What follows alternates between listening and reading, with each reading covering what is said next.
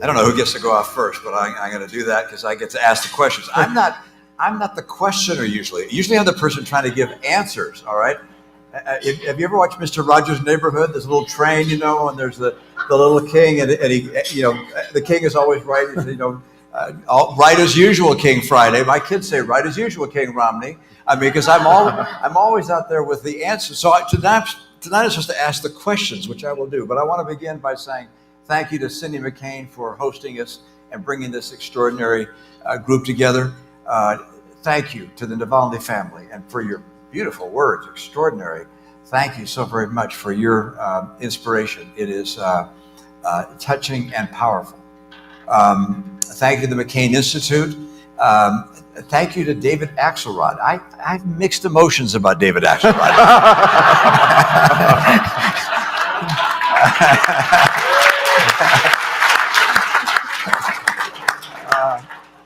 I appreciate the Secretary of State and his leadership very much. And we're fortunate to have a Secretary of State who's a thoughtful, perceptive, intellectually curious, devoted person, dedicated, determined, indefatigable, who has traveled the world time and time again. Not a person of bombast, but a person who listens and is soft-spoken. We are very fortunate to have a man of the kind of quality, experience, and character as our current Secretary of State, Secretary Anthony Blinken. Thank you.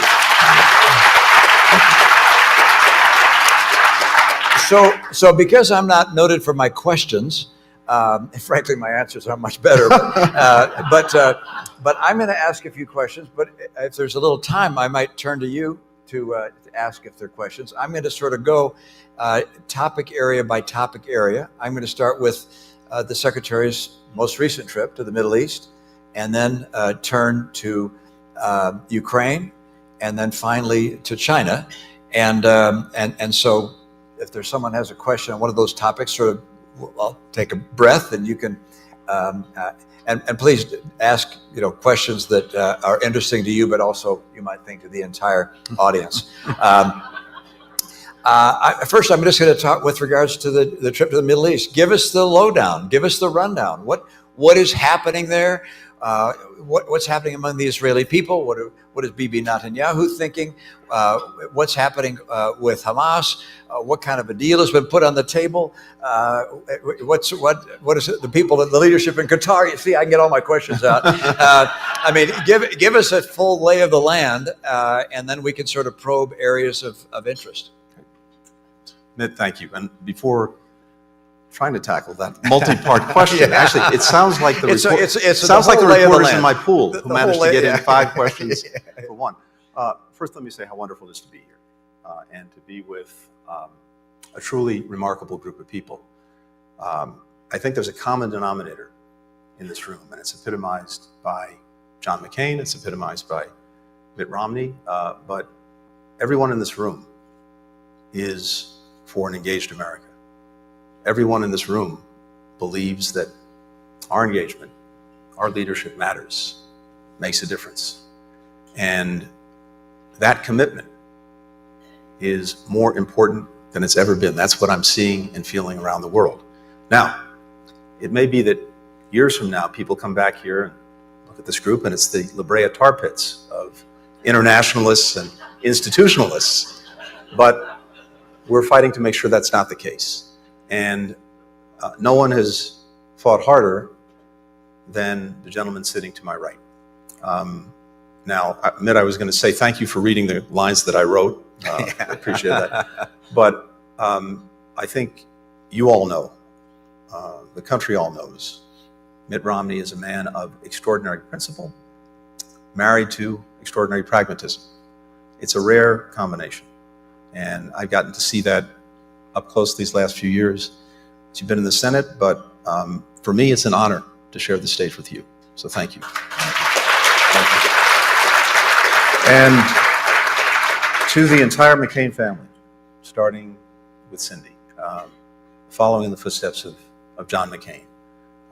There too, I've gotten to work with Cindy these last few years. You are doing what is maybe the greatest calling anyone could have, which is trying to make sure that parents can put food on the table for their kids. And when it comes down to it, nothing matters more than that. So to you, to the entire family that remains so engaged, it's wonderful to be here and to share this evening with you. Now, I have to tell you, and maybe the Middle East is actually, it's a perfect segue to the Middle East. But let me just say quickly, before we were coming out here, we were listening, Dasha, we were listening to you. And the senator and I had the same reaction. Let's go in the other direction because we don't want to follow Dasha. Thank you for your extraordinary profile in dignity and in courage. And I can only imagine how proud your dad would be of you.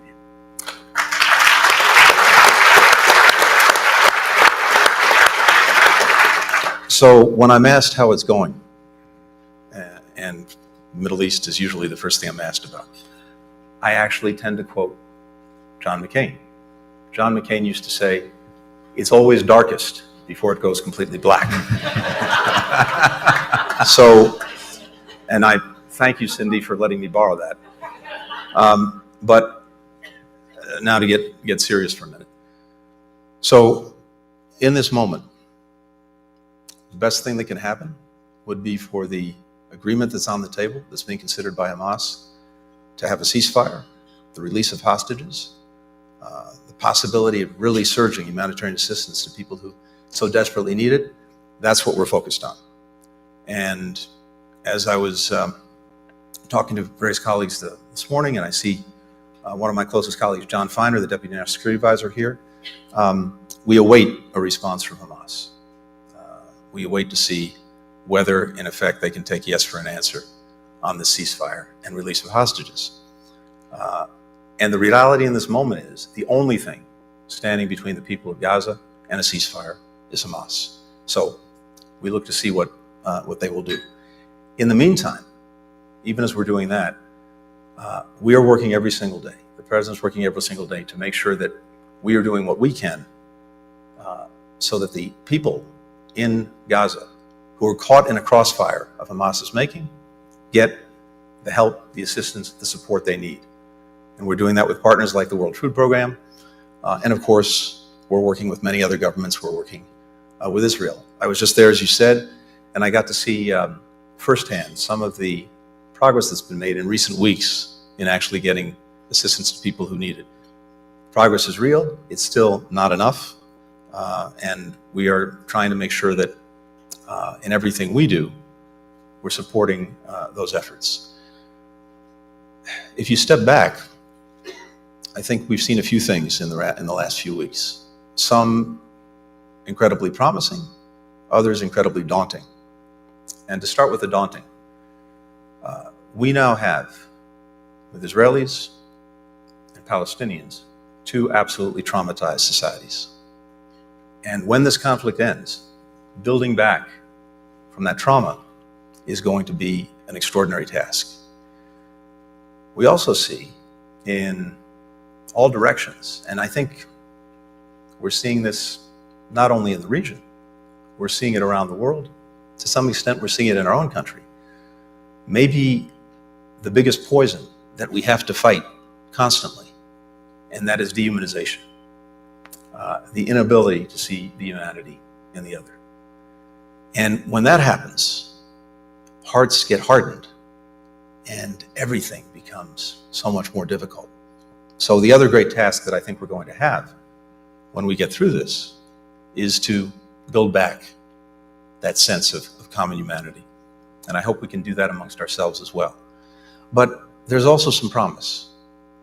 There's promise in that one of the things we've been working on for a long time with the President's leadership over many months is seeking to normalize relations between Saudi Arabia and Israel. And for Israel, this would be the realization of something that it sought from day one of its existence, normal relations with other countries in the region. This is something we were working on before October 7th. In fact, I was due to go to Israel and Saudi Arabia on October 10th to work on this, and in particular, to work on the Palestinian piece of the puzzle. Because for us, for the Saudis, if we're able to move forward on normalization, it has to include also moving forward on the aspirations of the Palestinian people.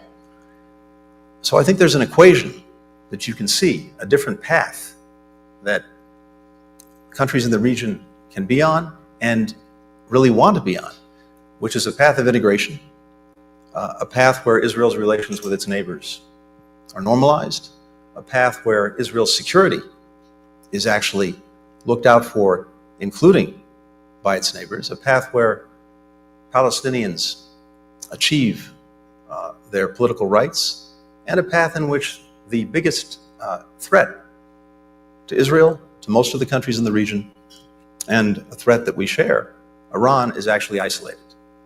Now, whether we can move from the moment that we're in to actually start to travel down that path, that's going to be a big challenge. But you can see it, and it's something that the president is determined to try to pursue if we have the opportunity to do it. One other thing on this. We saw something related that was quite extraordinary about 2 weeks ago. Iran engaged in an unprecedented attack on Israel, the first direct attack from Iran to Israel. And some people said, well, it was designed so it wouldn't do much damage, carefully calibrated. Nothing of the sort. More than 300 projectiles launched at Israel, including more than 100 ballistic missiles. John and I were in the Situation Room watching this unfold. It's because Israel had very effective defenses, but also because the president, the United States, managed to rally on short notice a collection of countries to help. That damage was not done. And that also shows something in embryonic form, the possibilities that Israel has for, again, being integrated, a regional security architecture that can actually, I think, keep the peace effectively for years to come. So that's where we want to go. But getting from here to there, of course, requires that the war in Gaza come to an end. And right now, the quickest path to that happening would be through this ceasefire and hostage deal. I think a number of folks, myself included, have wondered why Hamas has not agreed to other proposals with regards to a ceasefire. What are we misunderstanding? What is their calculation? Why are they hesitating? This, I mean, we read about what's being proposed. It sounds like a no-brainer, but they must have a different calculation. What is going through their head? They want to just be martyrs? Is that? I mean, what is it that they hope to carry out, and why have they not just jumped on this as saying, "Oh yeah, this is fantastic"? One of the challenges we have, of course, is that the leaders of Hamas that we're indirectly engaged with, through the Qataris, through the Egyptians, are of course living outside of Gaza, living in Qatar, living in Turkey, other places, and the ultimate decision makers are the folks who are actually in Gaza itself, with whom none of us have direct contact. So trying to understand what they're thinking is a challenge. Now, we have some sense of it, but it's far from perfect. And there are different theories about what's actually motivating their decisions in this time. It's something we're constantly trying to get at. But I can't give you a definitive answer. And I think we'll see, depending on what they actually do in this moment, whether in fact the Palestinian people, whom they purport to represent, if that's actually true. Because if it is true, then taking the ceasefire should be a no-brainer, as you said. But maybe something else is going on, and we'll have a better picture of that in the coming days. Tell us about Bibi Netanyahu and what his position of power is, how he's seen among the Israeli people, what the level of commitment is in Israel for them to go into Rafa, to continue this effort. Where is he if this, I'm going to take the if out. I was going to go back to the ceasefire, but what's his political posture now in Israel? Well, I think, as everyone knows, this is a complicated government. It's a balancing act when you have a coalition. And if you're just looking at the politics of it, that's something that he has to factor in. But here's what I'd say generally about this. Irrespective of what you think of the Prime Minister, government. What's important to understand is that much of what he's doing is not simply a reflection of his politics or his policies. It's actually a reflection of where a large majority of Israelis are in this moment.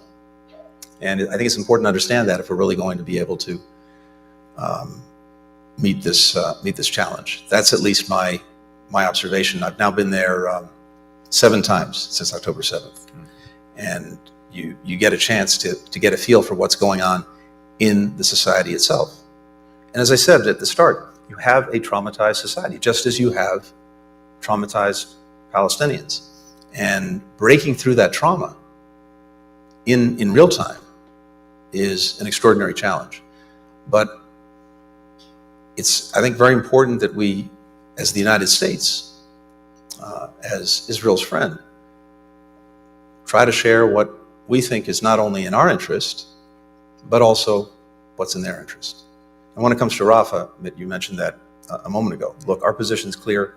The President's been clear on this. Absent a credible plan to genuinely protect the civilians who are in harm's way, and keep in mind, there are now 1.4 million or so people in Rafa, many of them displaced from the north. Absent such a plan, we can't support a major military operation going into Rafa because the damage it would do is beyond what's acceptable. So we haven't seen such a plan yet, but right now, as I said, the focus is intensely on seeing if we can't get this agreement, because that would be a way of, I think, moving things in a different direction. You may not want to answer this question, but that is the President sort of dipped his toe into the criticism of Israel and the way they've conducted the war so far, saying we're not entirely happy with how this has been carried out. What would our administration have done differently? What is our specific criticism, and what guidance will that provide for what they do going forward? Well, let's start with in a sense, the obvious that seems to have been forgotten or almost erased from the conversation, which is October 7th itself. And it's extraordinary how quickly the world moved on from that. It's also extraordinary the extent to which Hamas isn't even part of the conversation. And I think that's worth a moment of reflection too. And so we've said from the start, and the President's been committed from the start to the proposition that Israel not only has a right to defend itself, not only has a right to try to make sure October 7th never happens again, it has an obligation. And so that's something that we have supported from day one. But we've also said, also from day one, how it does it matters. And here, the damage that's been done to so many innocent children, women, and men, again, in this crossfire of Hamas is making, has to be something that we focus on, as it has been from day one. Trying to make sure that the assistance gets to those who need it. Trying to make sure that civilians are protected to the greatest extent possible. Now, everyone here knows that this is almost a unique challenge, because when you have an enemy, a terrorist group like Hamas, that embeds itself with the civilian population in ways that we really haven't seen before, and that is hiding in and under mosques, schools, apartment buildings, it's an incredibly tall order. But even so, I think where we've been pushing our friends, again, from the very start, is to do as much as possible and to do more to look out for civilians and to make sure that those who need the help get it. Why has the PR been so awful? I know that's not your area of expertise, but you have to have some thoughts on that, which is, I mean, as you've said, why has Hamas disappeared in terms of public perception? An offer is on the table to have a ceasefire, and yet the world is screaming about Israel. It's like, why aren't they screaming about Hamas? Accept the ceasefire, bring home the hostages. It's said it's all the other way around. I mean, typically the Israelis are good at PR. What's happened here? How have they and we been so ineffective at communicating the realities there and our point of view? Well, look, I think there are two things. One is that, look, there is an inescapable reality, and that is the inescapable reality of people who have and continue to suffer grievously in Gaza, and that's real, and we have to be focused on that and attend to that. At the same time, how this narrative has evolved, yeah, it's a great question. I don't have a good answer to that. One can speculate about what some of the causes might be. I don't know. I can tell you this, and we were talking about this a little bit over dinner with Cindy. I think in my time in Washington, which is a little bit over 30 years, the single biggest change has been in the information environment. And when I started out in the early 1990s, everyone did the same thing. You woke up in the morning, you opened the door of your apartment, your house, you picked up a hard copy of the New York Times, the Washington Post, the Wall Street Journal. And then if you had a television in your office, you turned it on at 6:30 or 7 o'clock and watched the national network news. Now, of course, we are on an intravenous feed of information with new impulses, inputs every millisecond. And of course, the way this is played out on social media has dominated the narrative. And you have a social media ecosystem environment in which context, history, facts get lost, and the emotion, the impact of images dominates. And we can't discount that. But I think it also has a very, very, very challenging effect on the narrative. Yeah, a small parenthetical point, which is some wonder why there was such overwhelming support for us to shut down potentially TikTok or other entities of that nature. If you look at the postings on TikTok and the number of mentions of Palestinians relative to other social media sites, it's overwhelmingly so among TikTok broadcast. So I'd note that's of real interest, and the president will get the chance to make action in that regard. The president also spoken about our commitment to a two-state solution, and a number of people have said to me, that's impossible. And Bibi Netanyahu has basically said that's impossible. Is it possible to have a two-state solution? What kind of, I mean, I know that's far from where we are right now. It's like a whole different realm, but is that essential to, if you will, beginning normalization relations with Saudi Arabia and with others to say, hey, here's a vision, here's some steps we might get to. Is it possible, and what would that look like? So for me, President, the answer is yes. And you can say that's, especially in this moment, naive, impossible, but I think that it is an imperative. And let me put it this way. First, we were talking about normalization with Saudi Arabia. I've sat with MBS multiple times, Crown Prince, and he's made clear that he wants to pursue normalization. And he'd like to do it as soon as possible, if we can conclude the agreements that we're trying to reach between the United States and Saudi Arabia.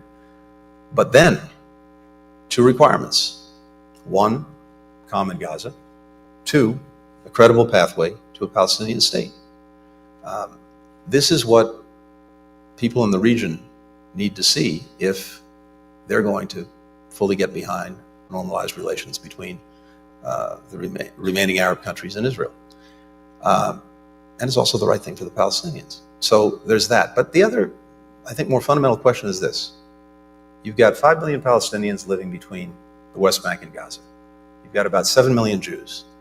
Palestinians aren't going anywhere. The Jews aren't going anywhere. There has to be an accommodation. Now, I think that some believe that the status quo that prevailed before October 7th, fine, let's live that way. And that worked brilliantly until it failed catastrophically. So at some point, I believe there has to be a step back, and everyone's going to have to ask themselves questions about what do we want the future to be? And the future that I talked about a few minutes ago, where Israel finally realizes what it has sought from day one, to be accepted in the region, to be part of the neighborhood, that's achievable. It's there, but it also requires a resolution to the Palestinian question. And I believe that there can be a Palestinian state with the necessary security guarantees for Israel. And to some extent, I think you have Israelis who would like to get to real separation. Well, that is one way to do it. And then who knows what happens in the following years. But of course, as we say this, we are absolutely committed to Israel's security. And Israel cannot and will not accept a Hamas stand coming together next door. But I'm convinced that there are ways to put the Palestinians on a pathway to a state that demonstrate that the state will not be what Israelis might fear, and I think can lead to a much better future than we have. Look, everyone in this room knows there's a long story here, and we were talking about TikTok, not a story you hear on TikTok. You had to oversimplify. After the creation of the State of Israel, you had decades of basically Arab rejection. That went away with Egypt and Jordan making peace and others following. Then you had some decades, in effect, of Palestinian rejection because deals were put on the table, Camp David, Ehud Olmert, others, that would have given Palestinians 95, 96, 97% of what they sought, but they were not able to get to yes. But I think the last decade or so has been one in which maybe Israelis became comfortable with that status quo. And as I say, I just don't think it's sustainable. Yeah. Anyone else? Topic, Israel, Middle East? Yes, sir. You got to be real loud. I'm going to repeat it, but it's got to be short, too. All right, it's very short. You talk about Israel, Palestine, Saudi Arabia being such a key U.S. ally in here. What do you see with China, Taiwan, India, Japan kind of doing the same thing that South is doing, and what are the efforts we're doing towards that? And what are the complications that you're running into trying to overcome the China threat and Russia threat with those allies? Maybe that's a great segue. Did we There get you a go. segue? Go ahead. Yeah, please. All right. Well, just a few things to say here. First, with China, just before Please. we were in the Middle East, we were in China, and about a little less than a year ago, I took a trip at a time when we had been very disengaged, and I think that one of the things that President Biden believes is that we have an obligation to try to manage this relationship responsibly. We're in an intense competition with China. And of course, for Americans, there's nothing wrong with competition as long as it's fair. Hopefully it actually brings out the best in us. But it is a real competition. But we also have a profound interest in making sure that competition doesn't veer into conflict. And that actually starts with engagement. And so we really began a process of re-engagement with our eyes wide open. And a number of my colleagues followed. And then, of course, most important, President Biden and President Xi met at the end of the year in San Francisco on the margins of the APEC meeting. And what we've tried to do, first and foremost, is to reestablish regular dialogue at all levels. One of the most important pieces of this was reestablishing military-to-military communications, because the quickest way to get into an unintended conflict is not to have those conversations happening. That's been fully restored. We look for areas where we might actually cooperate, where it happens to be in our mutual interest to do that. And I'll come back to this in a second because we found a couple. But mostly, it's so important because you want to be able to be extremely clear, extremely direct, extremely explicit about your differences and your intentions. And we have a world of differences, but it's better to be talking about them directly than it is to remain disengaged. And so what I found, including in this most recent trip, was that we're able to engage on those differences in a very clear way. It's not that we resolve them, but at least we might have a better understanding of each other's intentions, and that's important. Second, something else has changed. And this is something that we've talked about a lot, and that the Senator has been an extraordinary leader on in the Senate. The relationship with China, as I said, for us is arguably the most consequential, maybe the most complex. And I think it's very hard to put it on a bumper sticker. I said competition a moment ago. That's probably the closest we have to a defining word, but there's also contestation.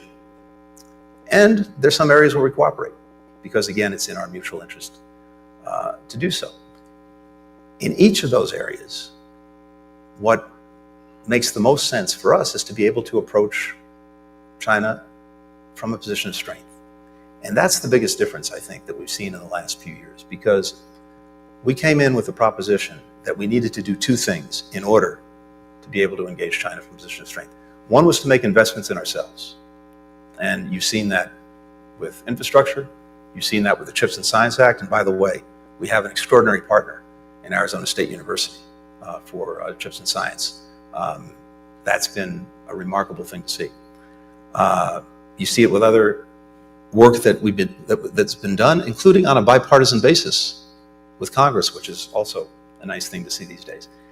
The flip side of the coin is the part that I'm in part responsible for, and that's alignment with our allies and our partners. From where I sit right now, we have a greater convergence with key partners in Europe, in Asia, and even beyond on how to approach China. And I can tell you that it's something that our counterparts in Beijing know, notice, don't particularly appreciate, but it's a very powerful reality. If you're dealing with China on economic issues where you have a real difference, as we do in so many areas, if it's the United States alone, we're what, 20, 25% of GDP. If we have alignment, convergence with European partners, Asian partners, it might be 50, 55, 60% of GDP. That's a very heavy weight and much harder for China to ignore. So that's what I'm seeing right now, and it's making a difference. Last thing on this, I mentioned that it makes sense where we can to cooperate if it advances an interest. So right now, the biggest killer of Americans aged 18 to 45, not guns, not car accidents, not cancer, it's fentanyl. Every single community in this country has been affected by it. 40% of Americans know someone who's died from an opioid overdose. That's the impact. And of course, we know that a big part of the problem, of course, has to be solved here at home, as we're doing by investing a lot in awareness, in treatment and prevention, law enforcement. But the other big side of the equation is supply. And how this works, as everyone knows, is you've got the ingredients that go into making a synthetic opioid, chemicals that may be made halfway around the world, in this case in China, and made for perfectly legal reasons, but then get diverted into a criminal enterprise and into the synthesis of fentanyl, comes into the country, kills our friends and neighbors. So China's a critical actor in this. And we had been putting a lot of pressure on China to take action against some of the enterprises in China that are engaged in producing these chemicals and then illicitly transferring them to use in making fentanyl. But usually, you have a chance at getting even more done if you can find a way to do it cooperatively. So the President spent hours with President Xi on this and made clear our determination, one way or another, to get to the bottom of this, and also shared that what we're seeing around the world is a problem for which we've been the canary in the coal mine, is now manifesting itself in so many other places. The criminal enterprises that have saturated our market, they're trying to make markets in Europe, in Asia, in Latin America. And we said to the Chinese, there's going to be a huge demand signal on you to lead on this, to act responsibly. Well, one way or another, they heard the message, and we now have, at least in its early days, cooperation that we didn't have before, with China putting out new regulations China actually taking down some of the companies engaged in the illicit production of the precursors or transfer of these precursors, and establishing a working group together where we're working through this problem.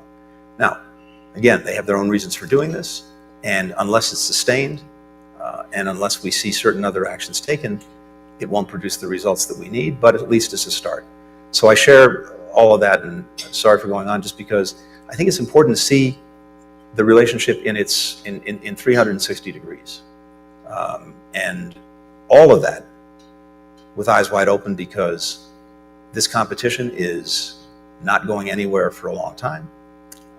If we're approaching it from a position of strength, we'll do very, very well. The Secretary has been kind enough to listen to me on the topic of China, invited me to come by his office and spend some time. And given the fact that my real career was in the world of business, I sort of look at China from a business standpoint and believe that if I were crafting a strategy for a country or a company, I would look at China and say, brilliant, what an extraordinary job. You don't have to live by our rules, our regulations, our antitrust laws, and you've done everything that a good robber baron would do in this country at the turn of the century, 1800s to the 1900s. And I wonder if we figured out kind of how to deal with this, how to confront it, because their ability to mount a military, they spend about as much on their military each year as we do. According to our intelligence community, they spend about $800 billion a year. AEI says 810 billion, all right, but that's close to where we are. We're 850. And so they're buying a lot more equipment than we are. So, but their ability to spend that is a function of an extraordinary economy. And even though it's not as big as ours, they generate massive cash that allows them to make this kind of investment. And then around the world with Belt and Road, spend $1 trillion. We don't spend $1 trillion on ourselves. They spend it around the world. And one of the things they did, not following the Sherman Antitrust Act, they said, we're going to take over one industry after the other. They had 5% of the world steel business. Now they have 54% of the world steel business. They've taken over the aluminum business. They've taken over the nickel business. They've taken over rail cars. They've taken over buses. They just boom, boom, boom, boom, one after the other. And they keep it going. And when by the way, monopolies, you make a lot of money with a monopoly, and you drive the American businesses and the Western businesses out of business.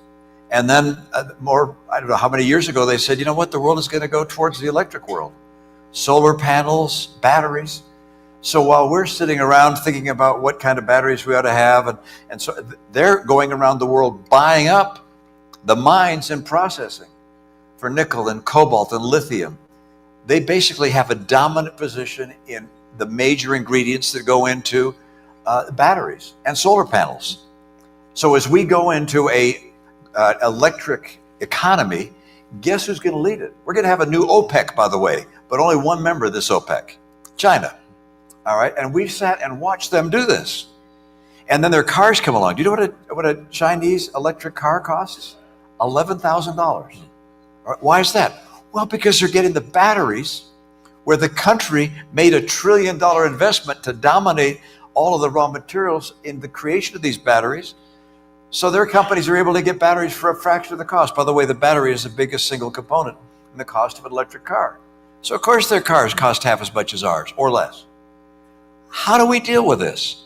And the Secretary has described a strategy which has three major principles: invest, align with our allies around the world, and compete. But do we need to align more to say to China, you can't keep doing this.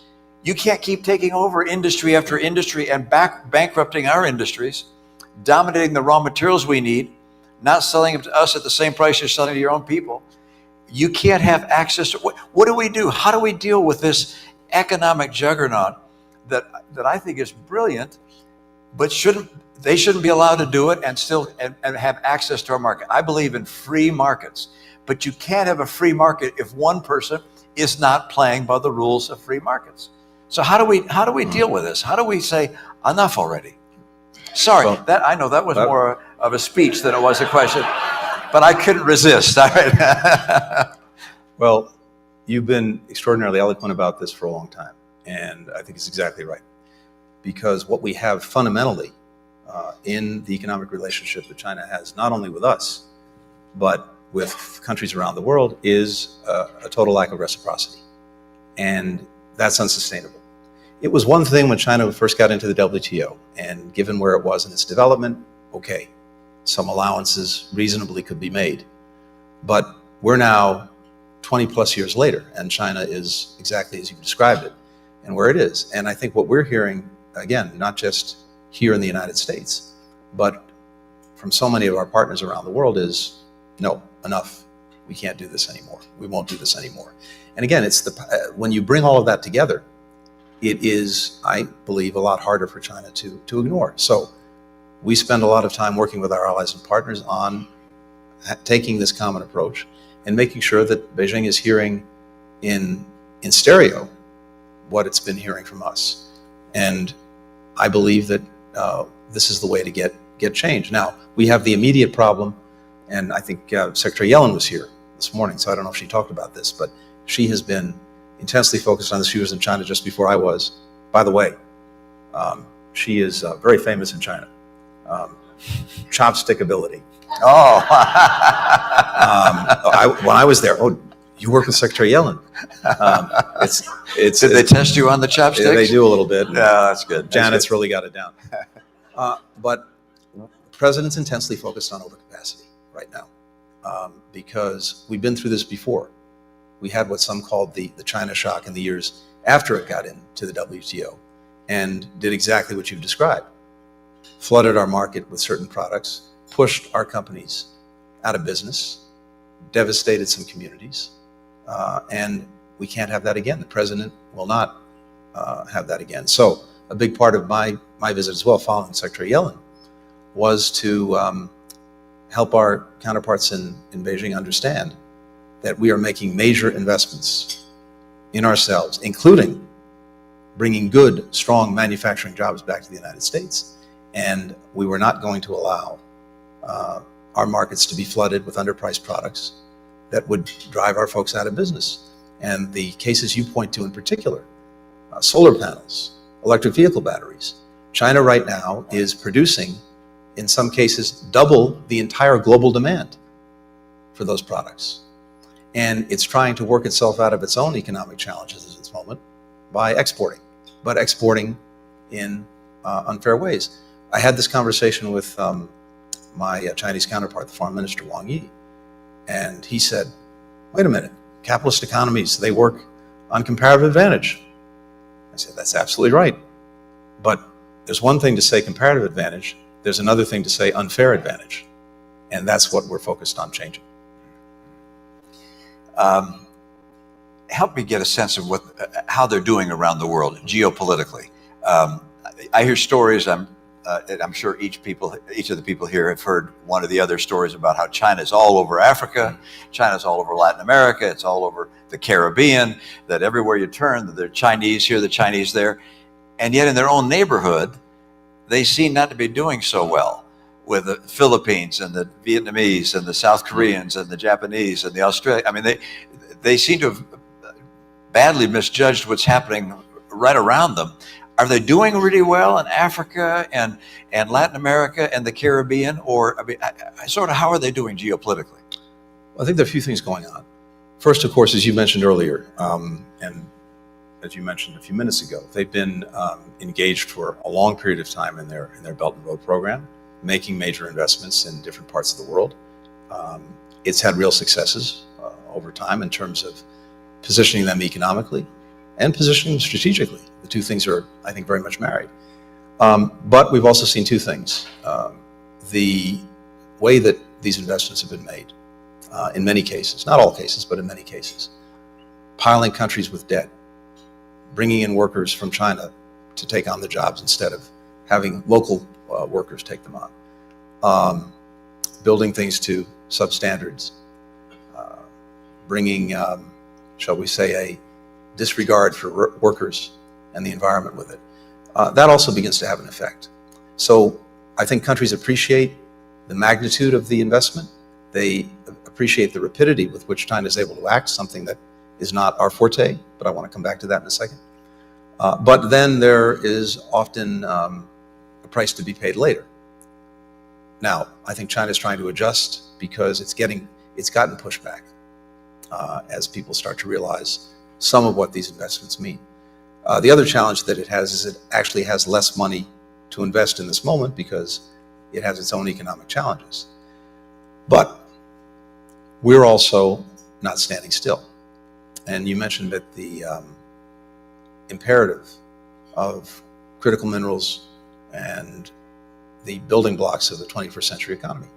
We put together something called the Mineral Security Partnership, where we've gotten now more than 14 countries to work together, to look together, and potentially to invest together around the world in projects to make sure that we can build our own resilient supply chains and not be dependent on any one part of the world, whether it's China or anyone else.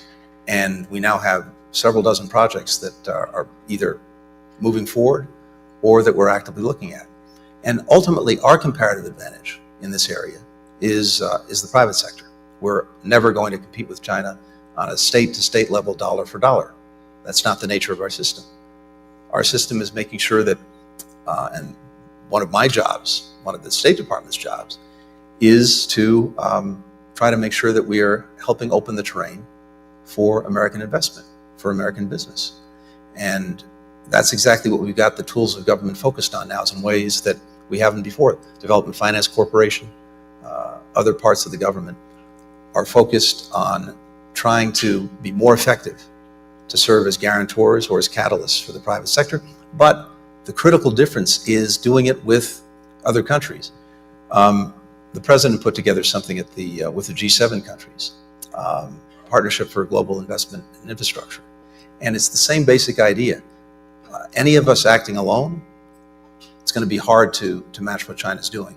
When we can work collectively, marshal our resources, or as necessary, have some of us active in one place, others in another, that's the way I think you get it dealing with some of the advantages that China's shown in recent years. Pacific Islands are a really good example of this. China covers a lot of ground in the Pacific Islands, maybe more ground than we can cover ourselves, although we've made a major investment there. The president's had 2 summit meetings with all of the Pacific Island leaders at the White House. But when we're working in cooperation and collaboration with Australia, with New Zealand, with Korea, with Japan, with India, we cover a lot of ground. You're seeing that play out. You're seeing that play out with undersea cables. You're seeing that play out in our ability to help deliver some of the things that people in those countries want. And the last thing is this. In diplomacy, it's often more effective to say to a country, we're not asking you to choose, we want to give you a better choice. And then you make up your mind. So our responsibility is putting together that better choice. There's a clock up here that's telling me how long I get to go. It says 0, 0, 0. But from the very beginning, no. When we sat down, it said 0, 0, 0. It's been 0, 0, 0 the whole time. So someone give me the signal. If they're, I'm getting this signal. I'm going to ask one question. That's my chief of staff, Liz. Thank you, Liz. It's like 0. What am I supposed to do with 0? And that's, help us with Ukraine, your perspective on Ukraine, which, in my party, there are people, and I do not understand the argument. I got to be honest. I do not understand how anyone can argue that we shouldn't provide weapons to Ukraine. I can't. I listened to, they've changed their argument over time from one, the Europeans should do more. Well, the Europeans are doing more. We don't have enough resources. We go from argument to argument. But more recently, it is that there's no way for Ukraine to win, that providing funding for weapons is going to lead to nothing but a continuation of the status quo. What's the pathway forward? What are the scenarios that you see in Ukraine? And then please offer a last word. You get the final word here, Mr. Secretary. Thank you. Well, first, thank you, because your leadership on this has been instrumental. And One of the things I have to say too is your recognition of the threat, the challenge that Russia posed, well before many others saw it in this country. Well, I think we finally caught up with you, and that was a very important thing. Now, unfortunately, much of what you talked about some years ago is we've seen come to fruition. But here's the thing. First of all, I believe profoundly that in so many ways, despite the incredible challenge that Ukraine is facing, it's already succeeded and Russia's already lost. Because keep in mind what Putin was trying to accomplish. He was trying to erase Ukraine from the map. He was trying to subsume it into a greater Russia. That has failed, and that cannot succeed no matter what happens from here on. And the reason that's failed, of course, is because first and foremost, the Ukrainian people were determined and showed remarkable courage. But it also failed because, yes, the world did come together. And I think American leadership was what made the difference. We brought 50 countries together in support of Ukraine, and that continues to be the case today. We often talk about burden sharing, and Americans complain about the lack of burden sharing. This is the one place where I can say, without fear of contradiction, that we have extraordinary burden sharing. For everything that we've done, and it's a lot, collectively, our European partners and others in Asia have actually done more. Military, economic, humanitarian support for Ukraine. So, I think if you step back, that's an important thing to recognize. The other thing that's important to recognize is that in so many ways, Putin has precipitated everything he sought to prevent. What Russia has invested in this horrible adventure, we see it in a country that, despite the massive efforts it's making, is going to be militarily, economically, and diplomatically weaker than it was. You have Ukrainians who are united in ways that they never were before against Russia, and certainly before 2014, that was the case. You have Europe that's weaned itself off of Russian energy in a remarkably short period of time, and you have a NATO alliance that's stronger and bigger than it's ever been. I mean, the idea 3 years ago that we would be talking about Finland and Sweden as part of NATO, unimaginable. Now, all of that said, this is a challenging moment, and it's been a challenging 9 or 10 months because Russia does have extraordinary resources that it seems willing to throw at this in ways that most others wouldn't. Now, the supplemental that, thanks to your leadership and others, we got done was just in time. And I really also have to applaud the speaker, Mike Johnson, for the leadership that he showed in making sure that that got done. So that assistance is on its way. And as you know, of the money, the new monies that we invested, virtually all of that is actually invested here in the United States into our own defense industrial base, providing good jobs in the United States, but in a way that allows us to help Ukraine. So that's a win-win too. But here's where I think this is going. Yes, there is a real challenge in the moment on the battlefield, and we're engaged with that. Europeans and others are engaged in that. But there's also where we want to take this in the medium to long term. And on one level, it's pretty simple. We want to see a Ukraine that stands strongly on its own 2 feet, militarily, economically, democratically. Militarily, we have 32 countries now that have negotiated or are completing negotiations on security agreements with Ukraine that will help it build a force for the future, one that can deter aggression or defend against it as necessary.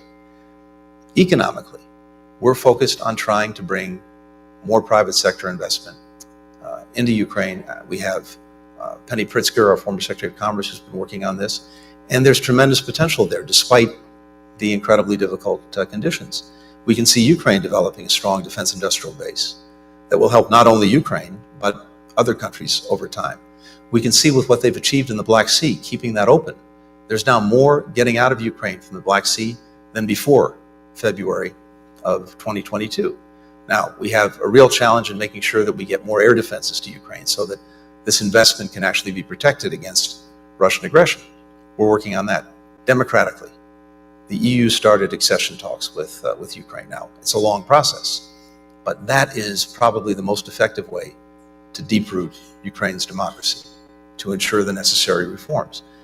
And the best possible rebuke to Vladimir Putin, no matter where the line ultimately gets drawn, is a strong Ukraine. And you can see that happening. I'm convinced that as long as we continue the support, we can and get there. We can and will get there. So maybe the note to conclude on is this, because I think everyone in this room is so representative of this basic idea. What I see and hear around the world, as I have the incredible privilege of helping to represent the country and traveling around, is an ongoing thirst for American engagement and for American leadership. And even the countries that are complaining about what we're doing in any given moment or don't like a particular policy still want us. And as we look at it, there's a basic choice. We can continue to engage and we can continue to lead. Or if we don't, we know one of two things is going to happen.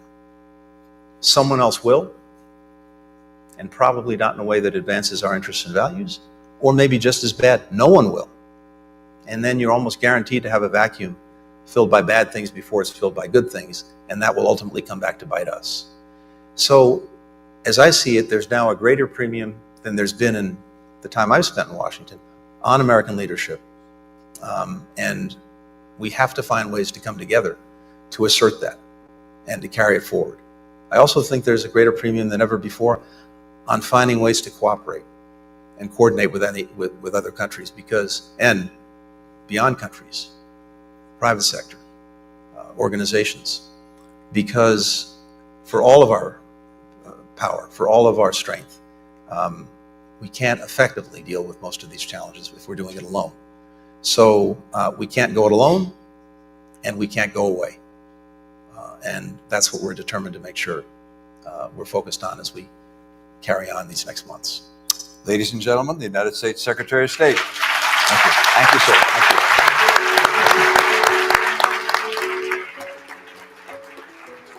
Thank you. I enjoyed that very much. Thank you.